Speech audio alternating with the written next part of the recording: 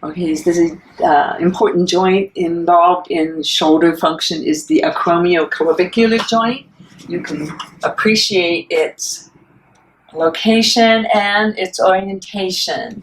When someone elevates their arms fully to the side, like this right arm we're looking at from the front view, what happens is the acromion goes under it and the clavicle goes over to allow a narrowing of the shoulder girdle.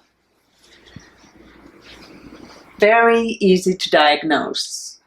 Often when the person is actively abducting, they will have specific pain right at this spot. It's superficial, easily palpable.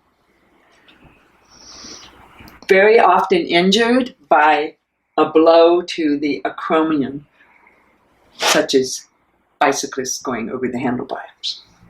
So that's all I'm going to say about the AC joint. In a more severe sprain of that joint, you may see actually a step off. Finally, we should make mention, in the beginning of an exam, you do screening tests. The first that I do is identical to this one that we do when we're evaluating impingement. You have them actively, fully abduct. Bring backs of hands together. And we'll do that in a moment.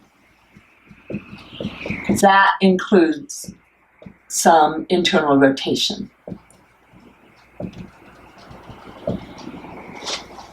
Second, we do the empty can test, which may bring out pain or is suggesting that there's impingement. There could be a slap defect, arthritis in the joint. The third one is actually a range of motion type of screening, which is called,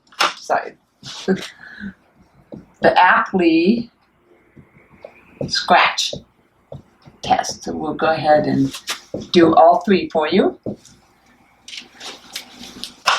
We'll watch our patient from behind. We'll go ahead and do the full abduction, touching the back of the hands, noting if there's a painful arc between 80 to 100 degrees, or if there's asymmetry in them shrugging one shoulder, suggesting compensation for some shoulder dysfunction.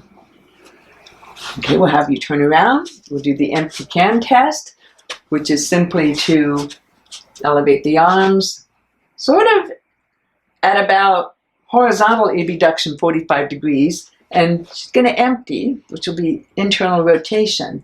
I apply resistance. So keep your arms up and see if any of that has either a motion limitation or produces pain. Then you're committed to more detailed evaluation. The third are the range of motion. To look at the patient from behind. Part one is simply to bring the shoulder up and over, the arm up and over to touch the opposite scapula.